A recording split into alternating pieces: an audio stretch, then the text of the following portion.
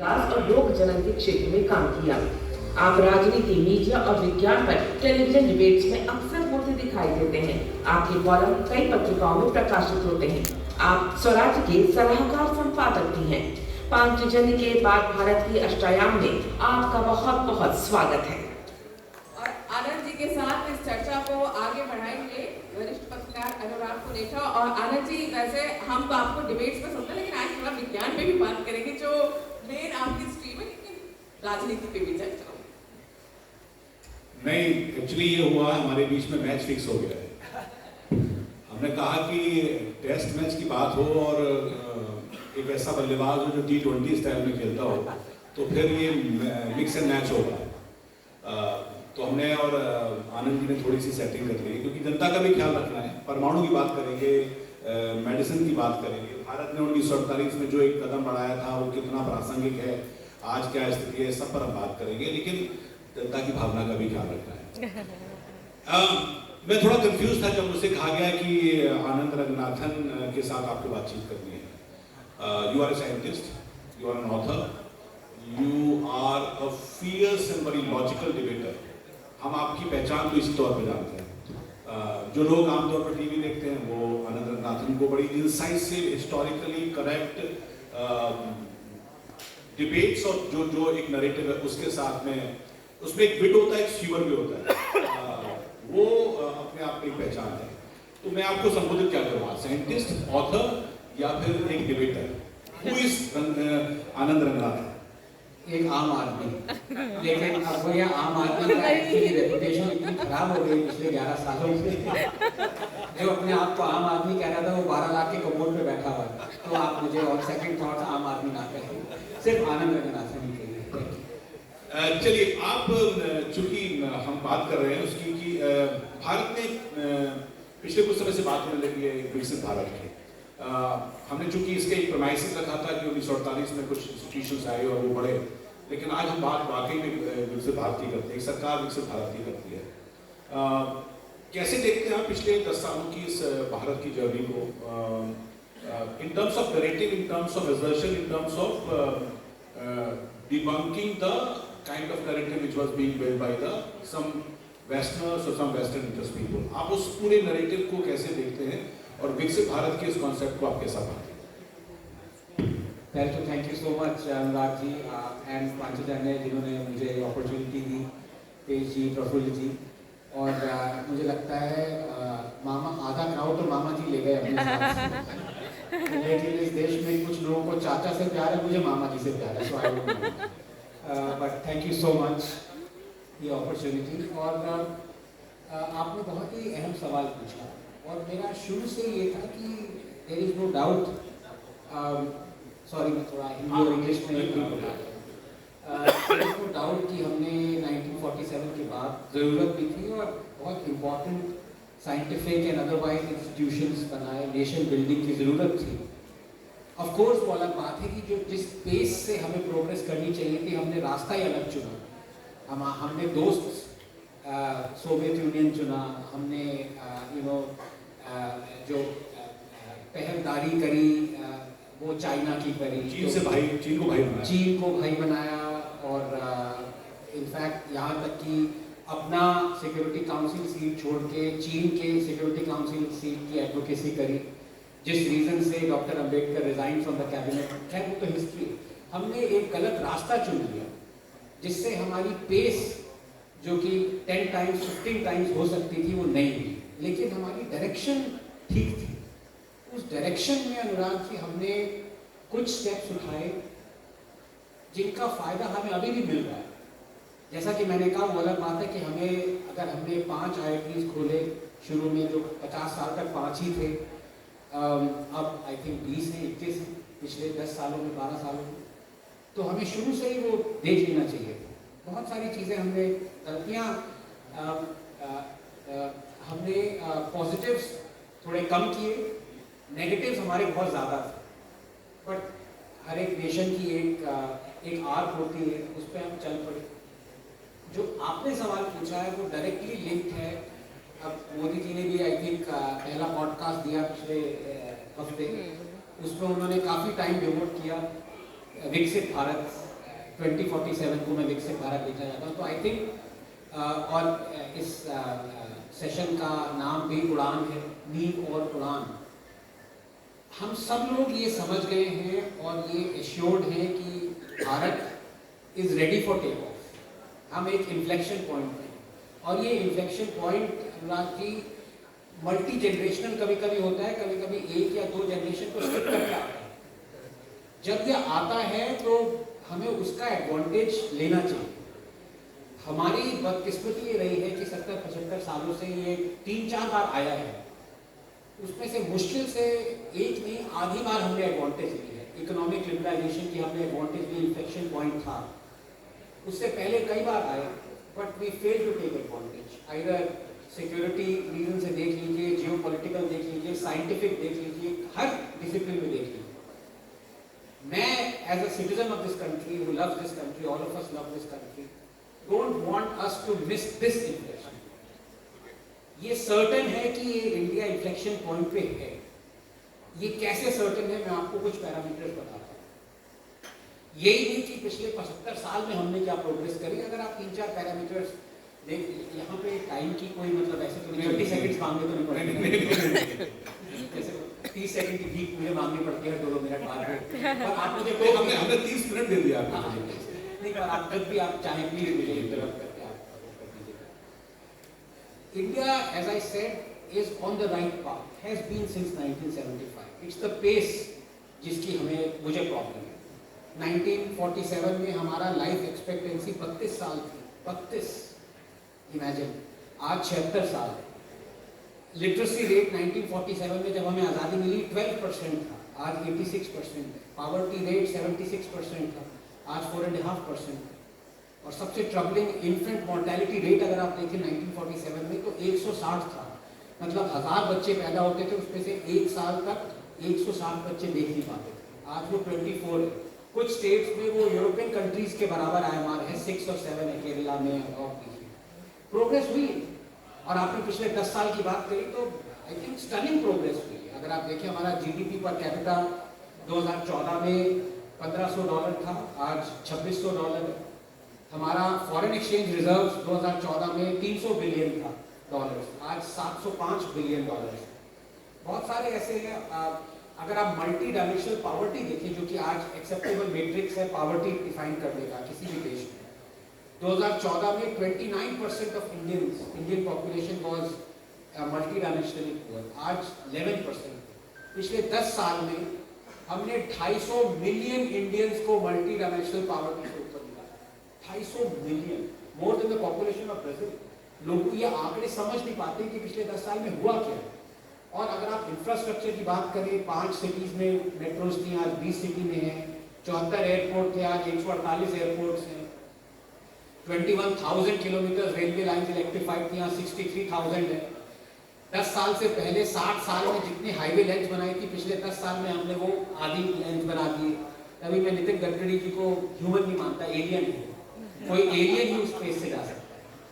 और एक और नजरिए से एलियन है, जब उन्होंने अभी एक पॉडकास्ट में बताया उनकी पेरियाट्रिक सर्जरी होने वाली थी, तो उन्होंने कहा उससे सर्जरी से आधा घंटा पहले मैंने 5 प्लेट छोले भटूरे खा लिए। ये जो सर्जरी के लिए जा रहा है, ये एलियन ही कर सकता है। बहुत सारे ऐसे आंकड़े हैं। हमारे इलेक्ट्रॉनिक एक्सपोर्ट्स जो थे $7 बिलियन थे 10 साल पहले, आज $23 बिलियन। और सबसे ज्यादा खुश कर देने वाली बात, अच्छा दूसरे assets under management mutual funds में 9 लाख करोड़, आज 63 लाख करोड़ से। आप सोलर पावर की इंस्टॉल वो देखें, 3 गीगावाट्स थी 10 साल पहले, आज 100 गीगावाट्स। और 10 साल पहले 350 स्टार्टअप्स थे, आज 1,18,000 startups. So there has been tremendous progress. Inflection point पे हम हैं। और 10 साल छोड़िए, पिछले 1 साल की बात करिए तो और भी spectacular progress है। Monthly GST collections highest ever, stock market highest ever 85,000, income tax return is highest ever, inflation lowest 5-year low। पर Anand ji, electronic this is the new normal. हम लोग आदत पड़ गई 10 साल से, अब तो ये है ही होना ही होना है। पर मेरा सवाल पर एक है, क्योंकि मैं शिवराज जी को सुन रहा था और आपने चूंकि बात करी विकसित भारत की, मैं उसको जोड़कर एक सवाल करता हूँ। चूंकि दिल्ली चुनाव में जाने वाली है और दिल्ली के चुनाव में एक मुद्दा बहुत होता है कि कुछ फ्रीबीज बढ़ते हैं और उसके बेसिस पर कुछ पिछले सालों के प्रोडक्शंस आए हैं। सरकारों को वेलफेयर स्टेट होना चाहिए, सरकारें वेलफेयर के नाम पर करती है, but there is very fine line between welfarism and then freebie. क्या डिफरेंस है और कहाँ पर रुकना चाहिए और इसके दुष्परिणाम या फिर अच्छे परिणाम को कैसे देखते हैं, क्योंकि फ्रीबी यहाँ भी बढ़ रहा है और इसका परिणाम प्रभावित भी करता है। सरकारों को कितना करना चाहिए, इस पर आपकी क्या राय है? बहुत ही अहम सवाल पूछा और इस पे आई थिंक हमें नेक्स्ट 10-15 मिनट डिवोट करने चाहिए, बिकॉज ये this is the most important. Okay, sorry आप कुछ नहीं, मैं तो देख रहा था कि कितना देर हमको अलाउ होना चाहिए। प्लस 30 सेकंड उसका एक्स्ट्रा। मामा जी सारे क्राउड को ले गए थे, धीरे धीरे क्राउड वापस आ रहे हैं। नहीं देखिए सबसे ज़्यादा अहम क्यों है, और ये मैं टाई अप कर रहा हूँ जो मैंने पिछले 5 मिनट में आपको आंकड़े के लिए, उन आंकड़ों का कोई फायदा नहीं होगा अगर ये देश इस रास्ते पे चलता रहा जो फ्रीबी डिस्ट्रीब्यूशन, कोई फायदा नहीं। क्योंकि आपको मैंने एक रियलिटी दिखाई, दूसरी रियलिटी ये भी है कि इस देश में अभी भी 300 मिलियन लोग 60 रुपए पर डे में जी रहे हैं। इस देश में अभी भी 150 मिलियन इंडियन बच्चे आउट ऑफ स्कूल है। इस देश में अभी भी 34% 5 साल से नीचे वाले बच्चे क्रॉनिकली मैलन्यूरिश्ड और स्टंटेड है। इस देश में अभी भी 20% पुअर बच्चों को कभी वैक्सीनेशन नहीं हुई। इस देश में अभी भी हमारा जीडीपी पर कैपिटा का रैंक 136 है, श्रीलंका और अभी कुछ महीनों से पहले तक बांग्लादेश से नीचे। ये is are two things, you know, both are realities. पर जो आपने सवाल पूछा है वो इससे डायरेक्टली कनेक्टेड क्यों है, इस पे I think we need to spend some time.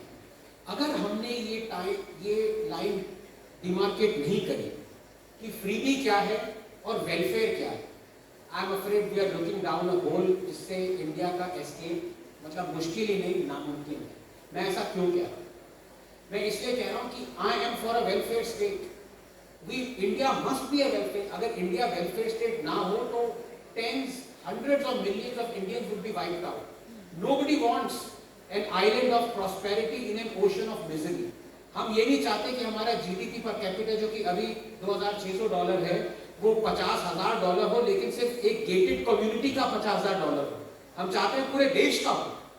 लेकिन वेलफेयरिज्म इंपॉर्टेंट इसलिए है क्योंकि अगर मोदी जी ने 120 मिलियन टॉयलेट्स नहीं बनाए होते, हमें ये नहीं, हम सेकंड लेयर नहीं देखते, हम ये देखते हैं चलिए टॉयलेट बन गया, कुछ हद तक पॉलिटिशियन भी देखते हैं मैनिफेस्टो में आता है, उसका रिजल्ट क्या है? उसका रिजल्ट ये है कि हर नए टॉयलेट जो बना है that has saved that household 50,000 rupees in health cost. और अभी 2 महीने पहले का आया कि 1.5 lakh infants their lives have been saved because of new toilets. अगर 110 मिलियन टैप कनेक्शन नहीं दिए होते, आपको पता है हर tap connection diarrheal deaths under 5 have been slashed by half. ये लोग जानते ही नहीं है, लोग कहते हैं चलो भी टैप कनेक्शन दे दिया।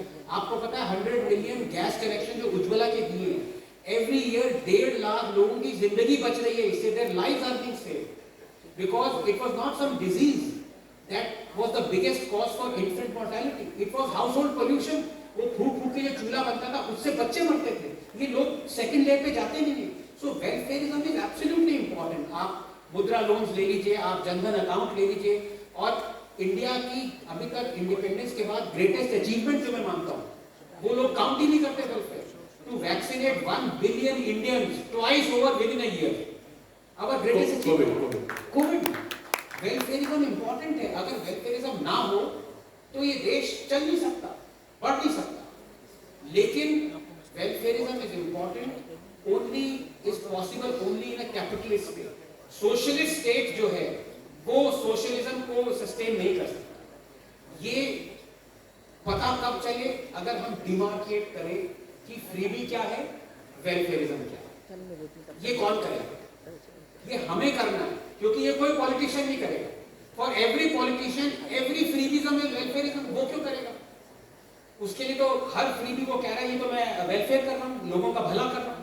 लेकिन हमें डिसाइड करना, और ये इतना आसान नहीं है Anurag, it's a very abstract thing. कुछ लोगों के लिए कहेंगे अरे भाई ये तो इसको फ्रीबी मान रहे हो, मैं तो इसको वेलफेयरिज्म मान रहा हूँ। वो पलट के कह सकते हैं कि आप फ्री इलेक्ट्रिसिटी को फ्रीबी मान रहे हैं, कल को मिडिल क्लास जो डिमांड करती है इनकम टैक्स स्लैब में थोड़ा रिलीफ दे, थोड़ा आपकी पॉकेट में पैसा आए, मैं उसको फ्री भी मान रहा हूँ, आप क्यों नहीं मान रहे उसको? It's not very easy to define. तो there is a long debate, it is a long debate, लेकिन उसको मैं संक्षिप्त में डिबेट में करना चाहता हूँ। वेलफेयरिज्म इज इंपॉर्टेंट, लेकिन फ्रीडम इज नॉट। मैं एक शो ऑफ हैंड्स कर लूँ आपकी इजाजत से, क्योंकि इससे एकदम चीज क्लियर हो जाएगी कि हम एज अ पब्लिक हम कंफ्यूज्ड हैं कि वेलफेयरिज्म क्या है, फ्रीडम क्या है, और हम खुद देश को धक्का मार रहे हैं इस होल में। आप लोगों में से कितने लोग अपनी फैमिलीज को प्यार करते हैं? Please raise your hands. Obviously, sorry for a rhetorical question. All the hands got up. आप में से कितने लोगों की फैमिलीज डेट में है? No hand got up. Right? आप सब अपनी फैमिली से प्यार करते हैं, आपकी कोई भी फैमिली डेट में नहीं है। एक और rhetorical question माफ कीजिएगा पूछना चाहूंगा, आप में से कितने लोग हमारे देश भारत को प्यार करते हैं? सारे हैंड ऊपर के। एक कम्युनिस्ट था, उसने हैंड खड़ा नहीं किया, वो शायद सारे हैंड ऊपर के।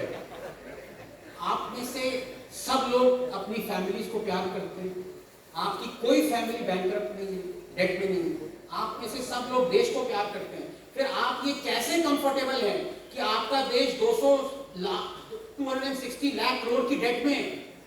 Why are you comfortable with this? Why are you comfortable if you love this country that states have a cumulative debt of 75 lakh crores, increasing every day? हम अमेरिका नहीं है। Somebody has to pay for this. There is nothing called free lunch. America अभी $40 trillion date में, कोई फर्क ही नहीं पड़ रहा, वो तो छापते जाएंगे पैसा। हमारे पास वो लग्जरी नहीं है। Sooner or later somebody has to pay for this अनुराग। और जब तालियां बजी थी, मैंने कहा था 350 स्टार्टअप थे 10 साल पहले, आज 1,20,000 है। वही स्टार्टअप भी पे करेंगे कॉर्पोरेट टैक्स, या टैक्स बढ़ेगा, हम लोगों को पे करना है। तो हमें डिफाइन करनी है लाइन, और ये लाइन कैसे डिफाइन हो? मैंने अपने खुद डिफाइन करी है। जो वेलफेयर एंटी नेशनल है वो फ्रीबी है, मतलब जो कि प्लेकेट करे एक वोट बैंक को, एक पॉलिटिकल पार्टी को सिर्फ पॉलिटिकल पार्टी का फायदा करे, एक अपीजमेंट के लिए यूज हो, वो फ्रीबी है। और जो पैसा टैक्स पेयर का आप लोगों के भले के लिए यूज कर रहे हो, वो वेलफेयर। मैं आपको कुछ एग्जांपल दे सकता हूं गोइंग फॉरवर्ड, दे दूंगा अभी आपको। एक सबसे पहले एग्जांपल जो आता है, वो हर एक पार्टी, पॉलिटिकल पार्टी जो प्रॉमिस करती है, अगर आप हमें वोट करेंगे हम गवर्नमेंट में आएंगे, दिल्ली की भी आई, केजरीवाल आए, ये सीनियर सिटीजन्स को फ्री पिलग्रिमेज। अरे ये क्यों भाई, क्यों तीर्थ यात्रा करवा रहे हो हमारे पैसे से? केजरीवाल जी हैं, अब उनके लिए तो एक सीट खाली रहती है आजकल, हमारे चीफ मिनिस्टर थे, अब नहीं, उनकी आत्मा लेकिन भटकती रहती है, लेकिन वो पीछे खाली चेहरे वहां बैठे हुए, 12 लाख के कमोड पे बैठे हुए उसी सऊदी अरब में साथ। उन्होंने प्रॉमिस कर दिया हमें वोट करेंगे तो हम दिल्ली के सीनियर सिटीजन को द्वारका फ्री भेजेंगे। क्यों भाई, क्यों भेजेंगे? You are placating a vote bank. Samajwadi party है फ्री अजमेर भेजेंगे, कांग्रेस पार्टी फ्री मदुरै मीनाक्षी भेजेंगे, बीजू जनता दल फ्री जगन्नाथपुरी, और बीजेपी भी इम्यून नहीं है। नागालैंड में प्रॉमिस कर दिया हम अगर आप हमें वोट करेंगे आपको जेरूसलम भेज देंगे। अयोध्या दूर की बात है, लोग कह रहे जेरूसलम है कहां? हर party, this is our money. हर सब्सिडी क्यों दे रहे हैं आप? मौलवीज और पुलिस को महीने की तनख्वाह क्यों दे रहे हैं? अभी 18,000 पर month. You are placating a vote bank. आप वक्फ लैंड पे इंटरेस्ट फ्री लोन्स क्यों दे रहे हैं? हमारा पैसा है। So that is free, that is against national interest, that is for the interest of the politician, for the political party, for appeasing a vote bank. That is what freebie is। और हमारी आंखों के सामने ये हो रहा है, पिछले 70-75 साल से हो रहा है। tens of thousands, lakhs of crores इसमें जा रहा है, और हम एकदम चुप हैं, सिटीजन चुप हैं। दूसरा एग्जांपल मैं आपको देना चाहूंगा। पिछले 10 साल में बीजेपी गवर्नमेंट, सेंट्रल गवर्नमेंट ने 8,000 करोड़ गवर्नमेंट एड बजट था स्पेंड। केजरीवाल सरकार ने पिछले 3 सालों में 1,200 करोड़ हमारा पैसा गवर्नमेंट एड्स पे स्पेंड। क्यों? अभी दिल्ली हाई कोर्ट ने केजरीवाल सरकार को डटकारा कि आपके पास आपके रन दिल्ली हॉस्पिटल में 6 कैट स्कैन मशीन नहीं है, एक पेशेंट की डेथ हो गई, और आप 1,200 करोड़ आप गवर्नमेंट एड्स में दे रहे हो। हर रोज हम सिटीजन अखबार खोलते हैं, बड़े बड़े एड्स दिख रहे होते हैं, मग्स दिख रहे होते हैं पॉलिटिशियंस की, हैप्पी बर्थडे कोई कह रहा है, किसी के नेहरू चिल्ड्रन जयंती हो रही है, किसी की महात्मा गांधी मोहनदास करमचंद गांधी जयंती हो रही है। क्यों? हमारा पैसा है, आप खर्च कर रहे हैं, और लोग ये नहीं जानते, इग्नोर कर रहे हैं। दिस इज नॉट सिर्फ सेल्फ ग्रेटिफिकेशन के लिए या आई scratch my back you scratch your sycophancy के लिए। This is a way of driving the fourth state, the media. आप कहते हैं कि आप हमारे लिए पॉजिटिव न्यूज छापो वरना आप ये एड बजट बंद कर दें। ये जितने मीडिया वाले हैं सारे मुहिम चलाते हैं मॉरल और एथिक्स के लिए, लेकिन कभी कोई मुहिम आपने देखी कि गवर्नमेंट एड बजट को हटाने के लिए? नहीं, सारा पैसा इसका, दिस इज फ्री। तो इसमें तो फिर सभी, आपने सभी कहा कि मतलब आम आदमी पार्टी से लेकर कांग्रेस से लेकर भारतीय जनता पार्टी सभी इसमें आता थे। हो सकता है क्योंकि ये उनकी किसी सोच बन गई, क्योंकि वो सही आपने कहा कि मैं जिसको फ्री भी मान रहा हूँ उनके लिए शायद वेलफेयर है, उनके लिए दर में तो इसको किस तरह से, मतलब हर आदमी संभवतः छोटा गेम देखता है, हम शॉर्ट साइटेड भी होते हैं, तो क्या इसका मूव फॉरवर्ड है? मतलब is it a way kind of to legalize, to debate और to some form some sort of law? ये देखिए, सबसे पहले तो कंफ्यूजन होना चाहिए। आपने बहुत ही इंपॉर्टेंट पॉइंट कि ये शॉर्ट टर्म गेम होते हैं। मैं आपको एक और एग्जांपल देता हूं।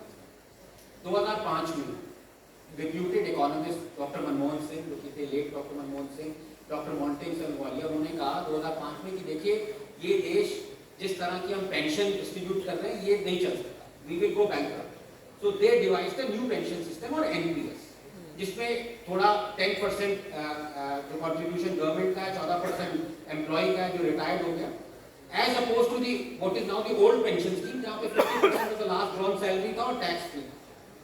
ये स्कीम उन्होंने लागू कर 2022 में another celebrated economist Rahul Gandhi, उन्होंने हिमाचल में कहा अगर आप हमें वोट करोगे हम अपनी कांग्रेस सरकार की लाई हुई स्कीम को जंप कर देंगे और पुरानी पे चले जाएंगे। We will jump our own NPS, जो कांग्रेस सरकार लाई, मनमोहन सिंह, मॉन्टेग सिंह लवालिया, और अब ओपीएस पे जाएंगे। हिमाचल में 1.3 लाख गवर्नमेंट एम्प्लॉयज है, 1.6 लाख पेंशनर थे। कांग्रेस वन जीत गए। और सबसे पहले जो मोदी जी ने कहा ना, लोग कहते हैं रेवड़ी, सबसे पहले मोदी जी ने वर्ड यूज नहीं किया था, कांग्रेस के मॉन्टेग सिंह लवालिया ने किया था। ही वांट, उसने कहा आप लोग बैंकरप्ट हो जाओगे, ये मत करो, ये बिगेस्ट रेवड़ी है। These are his words. RBI governor ने कहा please don't do this, you are going to spend 5 times more on OPS as you are on NPS, you will go bankrupt. सुना नहीं किसी ने। और 2 महीने पहले क्या हुआ, चीफ मिनिस्टर असेंबली में खड़े होकर कहते हैं हमारे पास एमएलए को देने के लिए सैलरी नहीं है। हिमाचल भवन दिल्ली का मॉर्गेज पे रख दिया, गिरवी रख दिया है। वहां पे हिमाचल में ये होने वाला था, अगर आपके पास 2 टॉयलेट्स हैं तो 1 टॉयलेट टैक्स होगा। 77% of all Himachal Pradesh's revenue is going in propping up this scheme. Short term gain citizens ने देखा कि हम 1.6 लाख एम्प्लॉइज है, हमारा फायदा होगा इसमें, हम इसमें भी वर्क करें। नुकसान देखिए कितना हो रहा है देश में। ये सिटीजन्स ने किया, ये स्टेट की इसमें मैं गलती नहीं मानता। आपका रोल था ये पता लगाना कि रेवड़ी क्या है, फ्रीबी क्या है, वेलफेयरिज्म क्या है, आपने पता नहीं लगाया। मुझे लगता है इस पर तो अभी और भी बहस हो सकती है, लेकिन चूंकि हम अब विकसित भारत के कॉन्सेप्ट पर दोबारा लौटते हैं, आपने चूंकि बात कही कि जो 1948 से यात्रा हुई और वो अब तक आई है, इसकी 10 सालों में कुछ ज़्यादा एजर्शन आया, ज़्यादा हमारी तरफ से एक तरह से वो देखा है। किस दिशा में भारत आगे जाता दिखाई देता है अगले 10 सालों की और बात करें? दूसरी बात ये है कि ये भी आता है कि जिस बात को लेकर कि अभी दुनिया जिस तरह से नैरेटिव की लड़ाई में डिवाइडेड है, भारत की सॉफ्ट पावर, भारत की कल्चर, भारत की बात को रखने की जिम्मेदारी कितनी अहम है, और आज के ज़माने में ये बात आप जैसे लोग जो कि अपनी बात को रखते हैं थोड़ा शिद्दत से, वो कितना इम्पोर्टेंट और होती जाएगी? मतलब मेटा के युग में अपनी बात को ओरिजिनली तौर पर रखना, एआई के युग में अपनी बात को ओरिजिनली रखना, क्योंकि वो खतरे भी हमारे सामने हैं। बिल्कुल, अभी देखिए हमारे मिनिस्टर ने ही वो मार्क जुकरबर्ग को फैक्ट चेक किया, गलत बोल रहे थे, तो no of course that is true. और आपने जो बेबाक की बात करी, मैं पहले कह चुका हूँ, मैं हर जगह एक बार बुलाया जाता हूँ, कह देता हूँ बात अपनी। अभी एक सिचुएशन थी जहाँ पे डिस्कशन था पॉलिटिक्स एंड बियॉन्ड, मुझे बुलाया गया। मैंने कहा देखिए अब दिन रात पॉलिटिशियंस को गाली देते रहते हैं, बहुत हो गया, अब जजेस को गाली देने की बारी है। जुडिशरी में देखिए हालत कैसी है, पूरा नेपोटिज्म चल रहा है, साइकोपैथी चल रही है, खुद अपने आप को इलेक्ट करते हैं, 5 करोड़ केसेस पेंडिंग। जिस स्पीड से हम चल रहे हैं 323 साल लगेंगे वो केसेस पूरे होने। 34% ऑफ जजेस position are lying vacant, 22% of all judicial position are lying vacant. There are cases that are 35 years old, rape and POCSO cases, 1.5 lakh cases अभी तक सॉल्व नहीं हुए। ऊपर से लेकर नीचे तक पूरा करप्शन है। सुप्रीम कोर्ट जजेस ने कहा पॉलिटिशियंस को मारो गोली, पहले इनको सुधारो। फिर बाद में मैं डाइस पे वापस गया, मेरे साथ इलाहाबाद हाईकोर्ट के चीफ जस्टिस बैठे हुए थे तो अपनी मैं भूल गया कि मैं खुद कार रहा था, उबर लेके भागा वहां से। तो ये विवाद कहने का मतलब, अब पॉइंट मैं क्या कहना चाह रहा हूँ, एक बहुत अच्छी जो पहले शेखावत जी ने बात कही कि उसमें आधा सच ये भी है कि देखिए कुंभ मेले में 400 million Indians are going to visit. तो हम जो टूरिज्म की बात करते रहते हैं, डोमेस्टिक हमारा इतना ज्यादा कंजम्पशन है, for a long term we don't possibly need to bother too much about it, वो अलग, वो डिबेट अलग है। लेकिन अभी आपने कहा ना विकसित भारत की बात की, जो टफेस्ट डिसीजन है वो हमें वर्ल्ड को देखते हुए नहीं लेना, वो हमें अपने अंदर झांक के। और ये इस देश की ट्रेजेडी है कि पिछले 10 साल में मोदी जी ने जो टफेस्ट डिसीजन लिए, इंडिया के हित में ग्रेटेस्ट रिफॉर्म्स थे, वो इतना उस पर प्रोटेस्ट हुआ कि खुद उन्हें वापस लेना। मैं फार्म लॉस की बात करूं, ठीक है, the 3 greatest decisions reforms that could ever, क्योंकि आप ये देखिए हमारा लेबर फोर्स जो है वो 600 मिलियन इंडियंस है, 44% ऑफ दैट 250-300 मिलियन लोग are involved in agriculture, a sector that contributes only 14 to 14.5% of our GDP. ऊपर से लेकर नीचे तक it was crying out for reforms.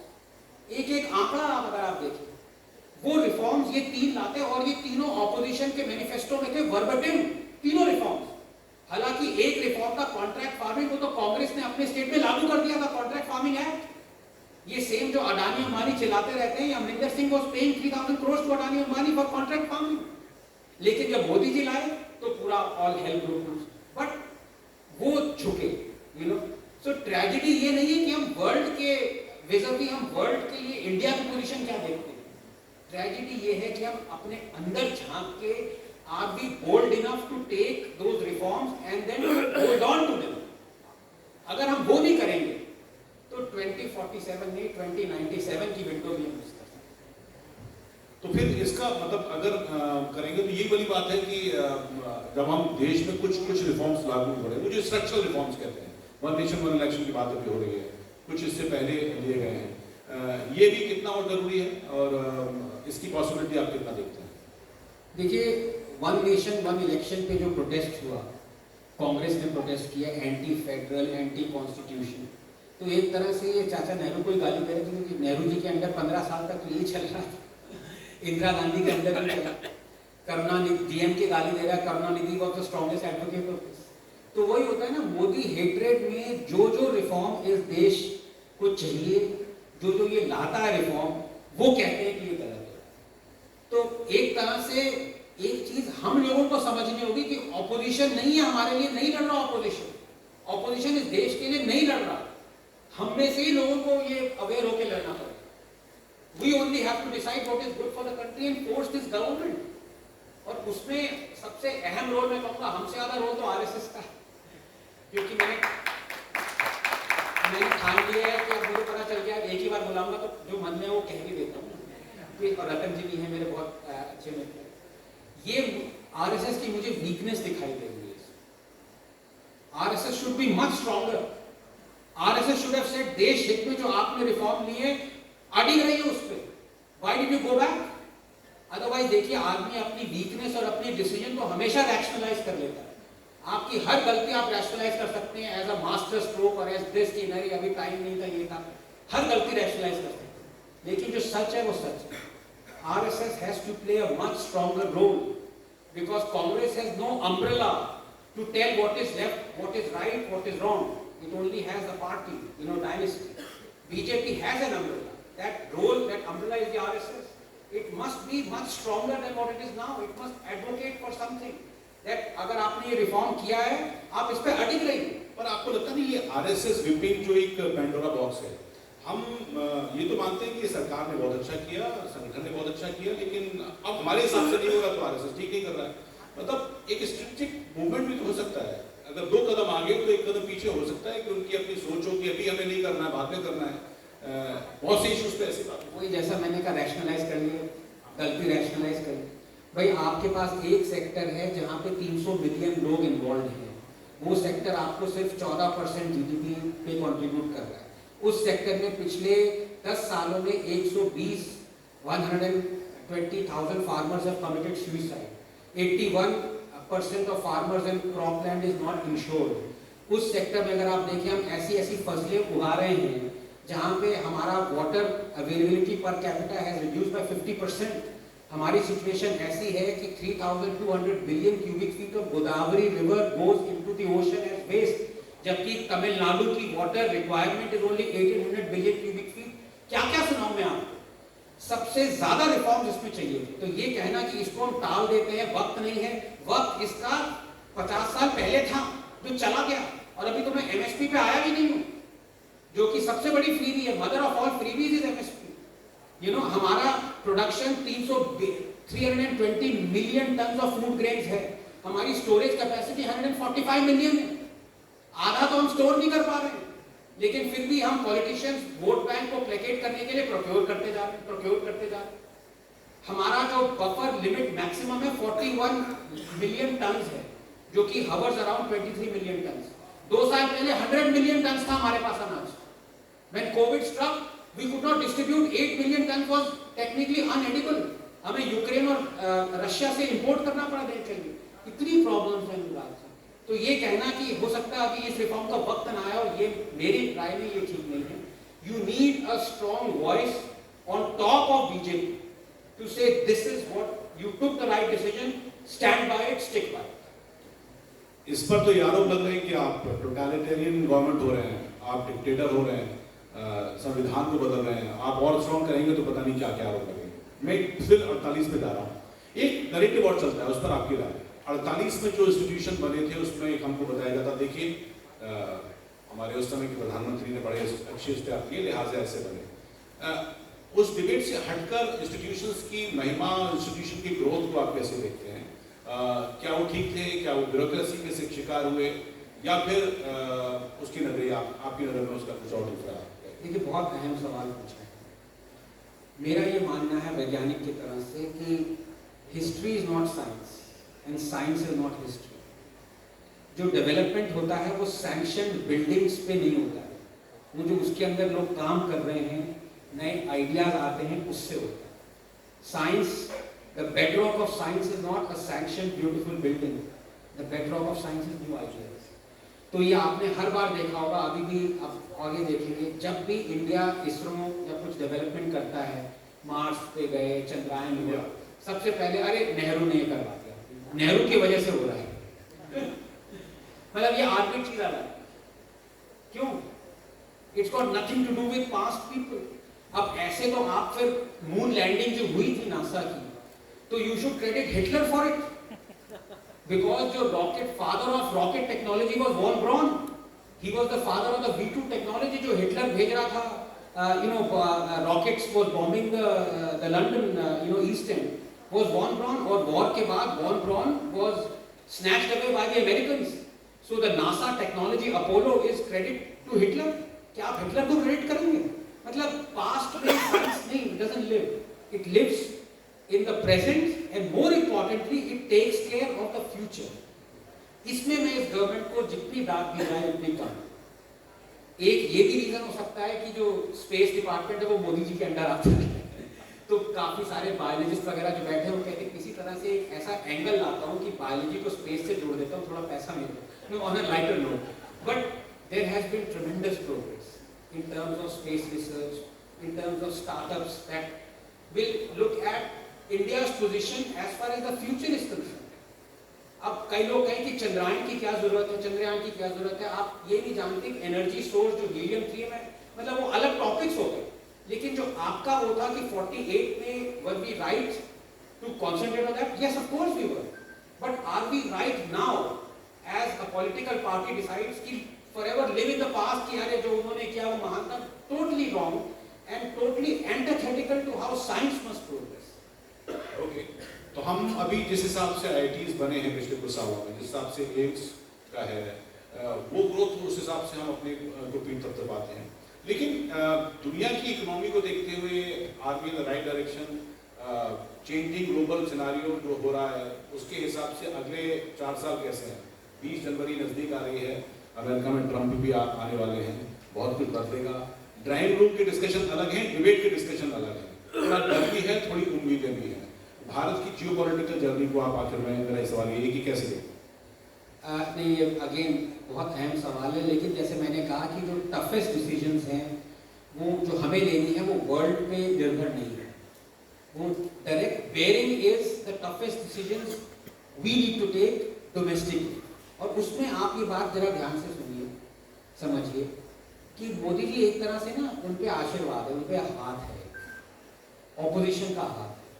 उन्होंने जितनी डिसीजंस फॉर नेशनल इंटरेस्ट वो सब में ऑपोजिशन ने उन पे प्रोटेस्ट किया, लेकिन जितनी decisions Modi ji against national interest लेते हैं ऑपोजिशन सपोर्ट्स। अब repealing of farm laws was one of the most anti national decisions according to me. It took back this country 10-15 years. Opposition supporting, opposition wanted it. Privatization, disinvestment, government having no role in running businesses is something that Modi ji promised. But who protests against it? It is the opposition.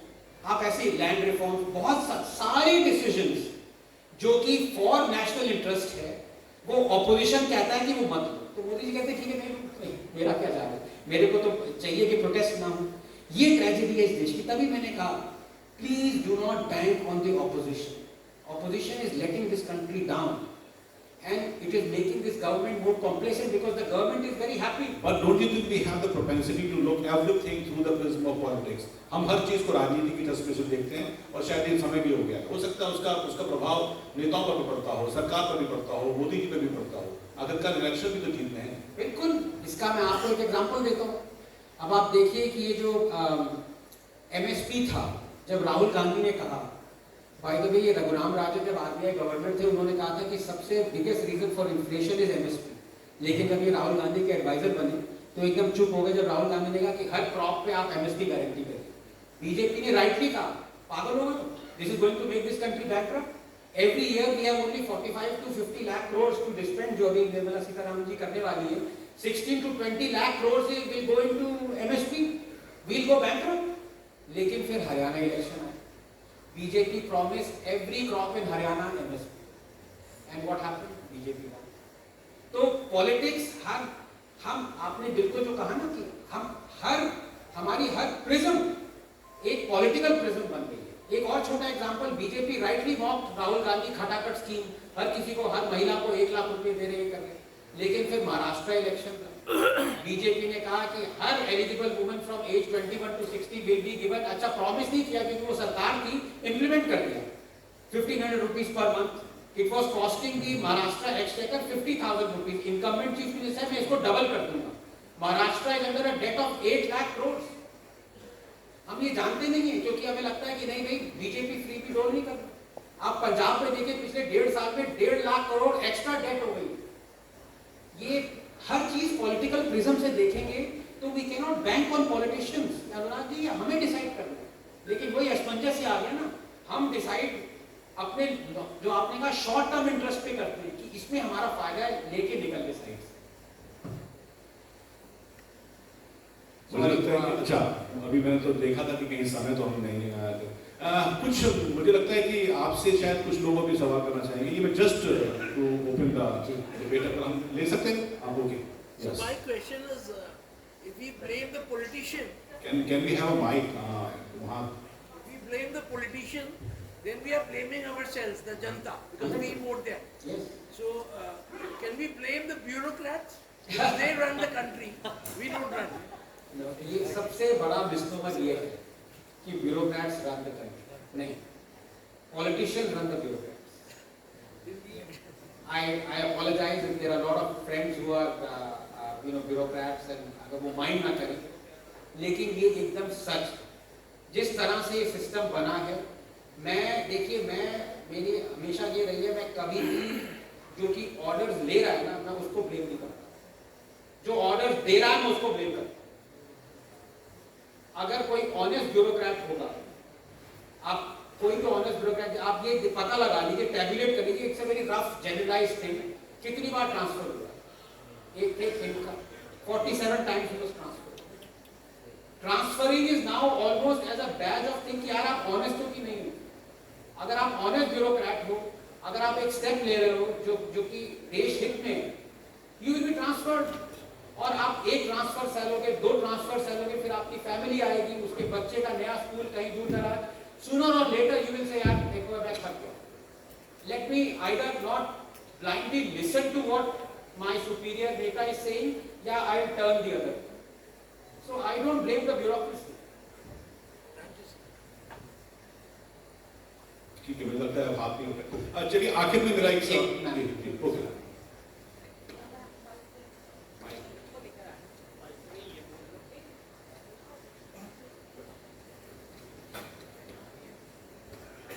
जिस तरीके से आप बात कर रहे हैं freebies और welfare scheme की, तो लॉस एंजलिस में आग लगी हुई है और मैसेजेस ट्विटर पे आ रहे हैं, मतलब कि गॉड का कहर पड़ा हुआ, तो वहाँ पे भी एलन मस्क ये कर रहे हैं कि ये जो अवैध या कोई ऐसे नागरिक है उनको हम पैसा दे रहे हैं, लेकिन क्या ऐसा है कि जो आप पैसे बनाने की बात करते हैं स्टेट को और कंट्री को, तो क्या इस तरीके की स्थितियों के लिए हमारा कंट्री भी तैयार है या उस तरीके के बारे में कोई सोच रखी जाती है? क्योंकि लॉस एंजलिस ऐसी जगह जहाँ पे हम कह रहे हैं कि वामपंथी साथियों का वहाँ पे दोस्त है और वो कह रहे हैं ये भी दोस्त है, तो हाउ इज इट पॉसिबल कि इस बातों पे कंट्री को सोचना है? जी बहुत अच्छा सवाल पूछा आपने, लेकिन उसका आंसर हमारी आंखों के सामने है। हमारी जो सहने की क्षमता है ना, उस पे ही मतलब we are the world's best. क्योंकि आपने कहा कि लॉस एंजलिस का आपने एग्जांपल दिया, लॉस एंजलिस में जो ये वाइल्ड फायर्स हैं they are actually pretty common. Habitation ऐसी हो गई, अगर आप 50-60s में देखें तो इनफैक्ट नेटिव अमेरिकन ने इस वाइल्ड फायर का नाम भी दिया हुआ है, you know I forget the name, Santa Fe और something like that. So this is very common in large parts of America, in Europe, Greece में हुई थी, हर जगह कॉमन है। वो हैबिटेशन हो जाती है, people ignore the natural phenomena, then they start habitating, तो उसके इफेक्ट्स हैं। लेकिन आपने कहा कि इंडिया में इसका क्या आपको पता है कि 70 million hectare of agricultural land, 70 million hectares, ध्यान से सुनिए, almost 40% of all available Indian agricultural land, 40% has been damaged in the last 6 years because of rains or drought. हमें पता था, मतलब इतना भयंकर भयावह सिचुएशन डेटा है। 40% of all your land has been damaged and we are unconcerned in the sense that this is not news. The reason for that is कि अगर आप ये देखें कि 35 साल से रिवर लिफ्टिंग के ऊपर कितनी कमिटीज बैठी हैं, सुप्रीम कोर्ट का मैंडेट है, ये इंदिरा गांधी से शुरू हुआ, अटल बिहारी वाजपेयी, हर गवर्नमेंट ने 30 committees have sat through, geologist, scientist, हर कोई, ठीक है। लेकिन सिर्फ 2 हफ्ते पहले Modi ji inaugurated the foundation stone for Ken. We are not looking, forget about 30 years ahead, हम 5 साल नहीं सोच रहे। मैंने आपको एग्जांपल दिया, 3000 बिलियन क्यूबिक फीट हम वेस्ट कर रहे हैं एवरी ईयर। तमिलनाडु की रिक्वायरमेंट 1800 बिलियन क्यूबिक फीट है। ऐसे कितने एग्जांपल्स हैं। तो ये जो कैलामिटी हमें लॉस एंजलिस की बड़ी लगती है, ऐसी 100 कैलामिटीज हम अपनी पॉकेट में लेके घूम रहे हैं, हमें पता भी नहीं। शायद मीडिया जो ज्यादा हाईलाइट हो जाता है वो ज्यादा। हाँ, एक सवाल और।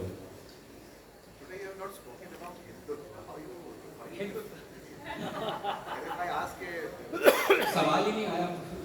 If I ask a devil's question, how you differentiate between the implementation of Hindu between Modi ji and Yogi ji? So, आपने कहा है कि आप हिंदुत्व को कैसे डिफाइन करेंगे, मोदी जी का हिंदुत्व और शायद योगी जी का हिंदुत्व, सवाल ये है। So Modi ji is yogi light, I would say.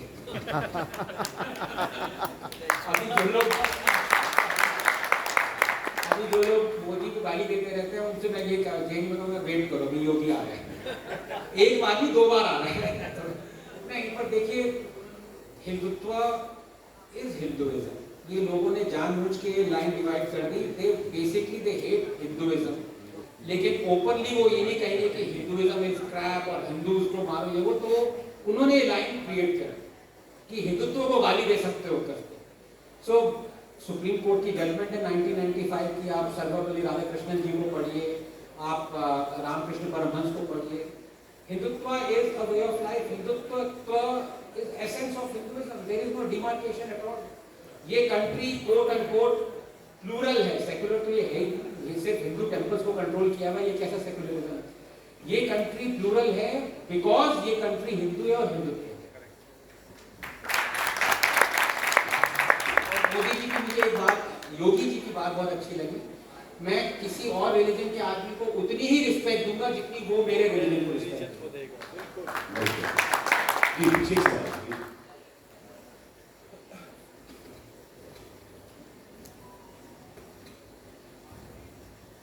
Hello. I've noticed that a section about politics, which is seeking to reclaim our civilization, is called the right wing by the entire Western press. But another section of our politics, which is openly appeasing and catering to another religion and not a civilization, is not called right wing. Can you explain this dichotomy? There is nothing to explain, it is absolutely nonsensical. पहले तो मुझे कोई explain करे Indian context में right wing क्या है। Honestly BJP की जो सरकार है वो राइट विंग तो है ही नहीं। इकोनॉमिकली मैं लेफ्ट विंग कहूँगा, वो कम्युनिस्ट भी कहूँगा, लेफ्ट विंग है। सोशली राइट विंग नहीं। Modi ji has done more for Muslims than he has for Hindu. आप मुझे एक प्रो हिंदू डिसीजन मोदी जी की बता दीजिए, एक ओपन चैलेंज है, ये 2 साल से दे रहा हूँ चैलेंज, आज तक कोई नहीं कह पाया, कोई नहीं। Article 370 is not pro Hindu, it is pro India. CAA is not pro Hindu, it is pro India. All the decisions of Modi ji have been pro India, pro Indian. वो उन पे लगा दिया ये टैग राइट विंगर, हिंदुत्ववादी, एंटी मुस्लिम। ये अरे भाई जरा डेटा देख लो, उसके बाद ये कहना Modi is anti Muslim. So this is a media created thing. They want to label जो anyone who suffers from inferiority complex, anyone who has a bias, the first thing that comforts him is to label somebody else with the same definition ताकि उसको अच्छा लगे, हाँ भी कोई और भी है। नहीं, कोई और नहीं, आप ही biased हो, आप ही contrived हो, आप में ही कमियां हैं, औरों को लेबल मत करो। So it's because of that. चलिए समय अब चूंकि खत्म हो रहा है, हम लोग अपने समय से थोड़ा ज्यादा गए और यही उम्मीद है सफल सेशन की शायद सफलता भी एक ही सवाल होता है मेरा लास्ट में, मैं एक ही बार बुलाया जाता हूँ, क्या मैं दोबारा बुलाया जाऊँगा? अभी हम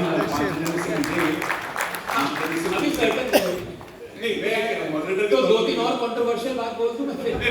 ठीक है, क्योंकि एक और जैसे आपने हमने कहा ना कि हमने मैच फिक्स कर लिया है, एक और हिटर आ चुके हैं, उनका सेशन का भी इंतजार होगा। हिटर मत कहिए, ये मतलब जो कहते हैं ना कि आपके पास, आप लोगों के पास वो सवाल नहीं जाने चाहिए जिस पर कि बॉल बाउंड्री लाइन के बाहर जाए। अगर मैं यशस्वी जायसवाल हूँ तो ये जय शाह है।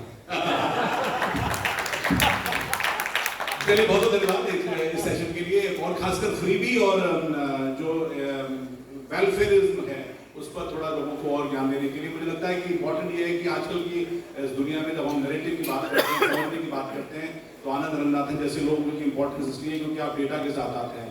आप साइंटिस्ट कम लगते हैं, हिस्टोरियन ज़्यादा लगते हैं, डेटा याद कैसे करते हैं। बहुत बहुत धन्यवाद।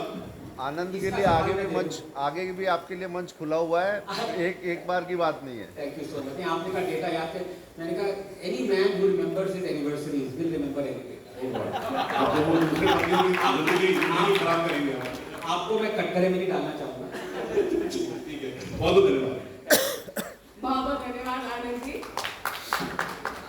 मैं 5 जने के chief education Shri Hitesh uncle ji से अनुरोध करूंगी